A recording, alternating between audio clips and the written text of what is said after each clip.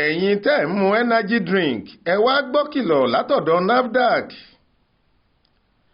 Àjọ tó ń rí sí ọ̀rọ̀ oúnjẹ àti òògùn nílẹ̀ yìí ìyẹn National Agency for Food and Drug Administration and Control Nafdac ti rọ gbogbo àwọn ọmọ Nàìjíríà láti máa ṣọ́ra pẹ̀lú àwọn ohun mímu ẹlẹ́rìndòdò kan tí wọ́n ló ń fúnni lágbára èyí tí wọ́n ń pè ní G-Fuel brand energy drinks tí iléeṣẹ́ T&E Import and GPE Trading Corp ń pèsè tí wọ́n ní oògùn olóró kan tí wọ́n ń pè ní caffeine wà nínú rẹ̀.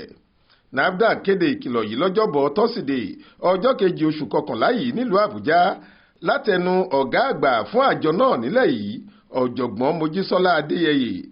Ó ṣe ìkìlọ̀ yìí nílùú Àbújá tí í ṣe olú ìlú orílẹ̀-èdè Nàìjíríà lásìkò tó ń bá àwọn oníròyìn sọ̀rọ̀. Ó ní ohun mímu ọ̀hún ni wọ́n ń gbé jáde pẹ̀lú nọ́mbà 034/2023. Ó tẹ̀síwájú pé ṣáájú ni àjọ kan tí wọ́n ń pè ní Food and Consumer Product Safety Authority NVW ní orílẹ̀-èdè Netherlands àti Food Inspection Agency CFIA ní orílẹ̀-èdè Canada ti ṣèkìlọ̀ lórí ohun mímu ẹlẹ́rìndòdò ọ̀hún látàrí pé ó ní oògùn olóró tí wọ́n ń pè ní caffeine nínú tó sì lè ṣokùnfà àwọn àìsàn bíi orí fífọ́, àìróorun sùn, ìbínú àbísódì àti àìnífọ̀kànbalẹ̀. Gbogbo àwọn ohun tá a kà sílẹ̀ yìí ni yóò máa ṣe gbogbo àwọn èèyàn tó ń mu caffeine díẹ̀díẹ̀ àtàwọn tí wọ́n ń mu púpọ̀. Adéyẹyè wá rọ àwọn olóyún kí wọ́n ta kété pátápátá sí ohun mímu ọ̀hún nítorí pé ó léwu fún ìlera wọn tó sì lè mú kí oyún bàjẹ́ tàbí kí ọmọ tí wọ́n bá bí fúyẹ́ gẹ́gẹ́.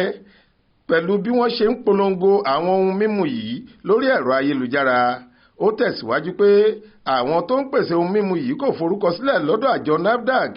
Fún ìdí èyí, ó rọ àwọn tó ń rà àtàwọn tó ń lò ó pé kí wọ́n má ṣe máa pín kiri kí wọ́n má sì mú mọ́. Ó tún rọ gbogbo ọmọ Nàìjíríà kí wọ́n máa ṣe ìfisùn lọ́dọ̀ àjọ Nafdac tó bá súnmọ́ wọn jùlọ tí wọ́n bá kẹ́fín ẹnikẹ́ni tó ń pín èròjà náà ká tàbí tó ń tà á fáráàlú. Ní ìgúnlẹ̀ ọ̀rọ̀ rẹ̀, ó ní káwọn òṣìṣẹ́ elétò ìlera àti àwọn aláìsàn máa ṣe ìfisùn ẹnikẹ́ni tí wọ́n bá kẹ́fín pé ó lo oògùn tó farapẹ́ caffeine lọ́fíìsì àjọ Nafdac tó bá súnmọ́ wọn jùlọ. Ibrahim Alágúnmu ló ṣàkójọ ìròyìn yìí fún iléeṣẹ́ tẹlifíṣàn Aláròyé online. Faith Adébọ́lá ló kà á sétí ìgbọ́ yín.